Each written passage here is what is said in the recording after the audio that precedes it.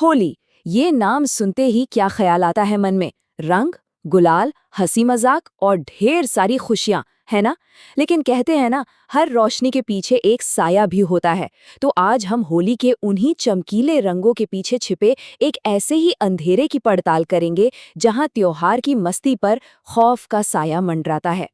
देखिए, एक तरफ तो है वो होली जिसे हम सब जानते हैं, जिसमें दोस्तों और परिवार के साथ यादगार पल होते हैं। और दूसरी तरफ होली का एक अनकहा सच भी है, जो लोक कथाओं और कुछ खौफनाक हकीकतों में कहीं दफन है। ये वो पहलू है जहां पूर्णिमा की रात डरावनी हो जाती है और हवा में गुलाल नहीं बल्कि डर घुलने लगता है। आज हम 4 ऐसी कहानियों की गहराई में उतरेंगे जो शायद सच हैं। ये वो कहानियां हैं जहां होली के चमकीले रंग डर के अंधेरे में सने हुए थे। ये हमें इस त्योहार के एक बिल्कुल अलग और कह सकते हैं कि भयानक पहलू से रूबरू कराएंगी। तो हमारी आज की पड़ताल हमें ले जाएगी एक चौराहे पर हुए काले जादू से लेकर एक पूरे के पूरे श्रापित गांव तक, और फिर वहां से एक भूतिया किले से होते हुए एक घर के अंदर छिपे भयानक राज तक। चलिए इस सफर की शुरुआत करते हैं। तो हमारी पहली कहानी है प्रीति की। वो माँ बनने वाली थी और होली मनाने के लिए अपनी माँ के घर आई हुई थी। लेकिन त्योहार का ये सारा उत्साह बहुत जल्द एक भयानक डरावने सपने में बदलने वाला था। लोक कथाओं में अक्सर ये माना जाता है कि चौराहा वो जगह है जहाँ आत्माओं की दुनिया हमारी दुनिया के सबसे ज्यादा करीब होती है। और प्रीति की मुसीबत की शुरुआत भी ठीक तभी हुई जब उसने अनजाने में अपने घर के पास एक चौराहे पर रखे आटे के दिए पर पैर रख दिया। एक छोटी सी गलती जिसकी कीमत बहुत बड़ी होने वाली थी। इसके बाद जो होना शुरू हुआ वो किसी के भी होश उड़ाने के लिए काफी था। पहले तो घर की दहलीज पर ही उसे जोर का बहुत जोर का करंट लगा। फिर उसी रात किसी अनदेखी ताकत ने उसे बिस्तर से नीचे धक्का दे दिया। होली वाले दिन तो हद ही हो गई जब एक अजीब साया उसे रंग लगाने के बहाने चोट पहुंचाने लगा। और सबसे डरावना पल वो था जब घर वालों ने अपनी आंखों से उसे बिस्तर से कई फुट ऊपर हवा में तैरते हुए देखा। जब एक तांत्रिक को बुलाया गया तो उसने जो बताया उससे सबके पैरों तले जमीन खिसक गई। उसने समझाया कि होली की पूर्णिमा काले जादू के लिए साल का सबसे शक्तिशाली समय होता है और प्रीति पर किसी ने जानबूझकर एक काली आत्मा को भेजा था ताकि वो उसके अजन्मे बच्चे के शरीर का इस्तेमाल कर सके। प्रीति की कहानी तो एक व्यक्तिगत श्राप की थी, लेकिन अब हम एक ऐसे श्राप की बात करेंगे जिसने किसी एक इंसान को नहीं बल्कि एक पूरे के पूरे गांव को अपनी चपेट में ले लिया है। ये कहानी है झारखंड के दुर्गापुर गांव की।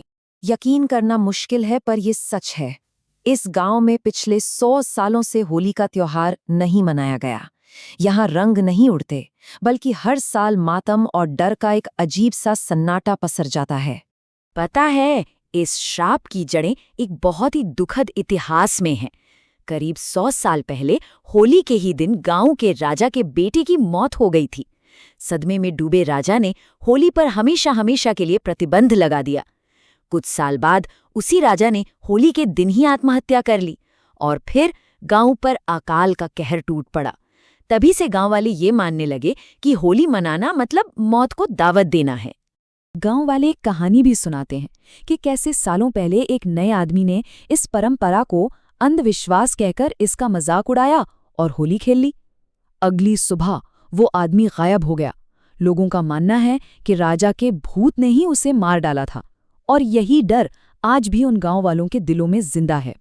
चलिए अब झारखंड से चलते हैं सीधा आगरा, जहां अर्णव, ऋषि और आकाश नाम के 3 दोस्त होली मनाने गए थे। लेकिन रास्ता भटकने के बाद उनका ये मस्ती भरा सफर एक बहुत ही भयानक मोड़ लेने वाला था। नशे में वो तीनों रास्ता भटक गए और एक सुनसान रास्ते पर पहुंच गए।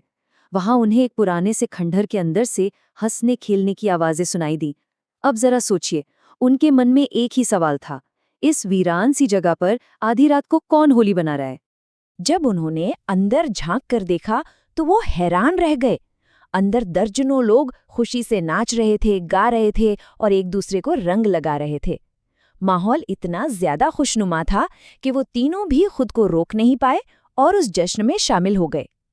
उन्हें क्या पता था कि वो इंसानों के साथ नहीं, किसी और के ही साथ होली खेल रहे हैं।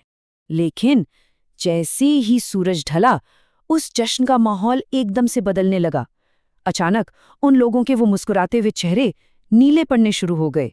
फिर उनकी आंखें पूरी तरह सफेद हो गईं, पुतलियां जैसे गायब ही हो गईं। ये देखकर उन दोस्तों की तो रूह कांप गई, और तब और कांप गई जब उन्होंने देखा कि उनके अपने दोस्त ऋषि की आंखें भी सफेद होने लगी थीं। उस पर किसी आत्मा ने कब्जा कर लिया था। और फिर उन सभी की हड्डियां चटकने की भयानक, दिल दहला देने वाली आवाजें आने लगी। इससे पहले कि वो दोस्त कुछ समझ पाते, पूरे के पूरे किले में आग लग गई। वो किसी तरह ऋषि को खींचकर बाहर भागे और अपनी आंखों से उन आत्माओं को आग में चीखते चिल्लाते हुए देखा। बाद में उन्हें पता चला कि सालों पहले होली के ही दिन मुगलों ने उस किले में आग लगाकर सभी गांव वालों को जिंदा जला दिया था। हमारी आखिरी कहानी शायद इन सब में सबसे ज्यादा परेशान करने वाली है, क्योंकि यहाँ डर किसी गांव या किले में नहीं, बल्कि घर की दीवारों के अंदर ही छिपा था। ये कहानी है रोहन की, जिसे हाल ही में एक परिवार ने गोद लिया था। रोहन को उस नए घर में सब कुछ बहुत पसंद था, सिवाय एक अजीब से नियम के। उसे घर की दूसरी मंजिल पर जाने की सख्त मनाही थी। उसकी दादी उसे हमेशा वहां जाने से रोकती थी, और उनकी आंखों में एक अजीब सा डर साफ दिखता था।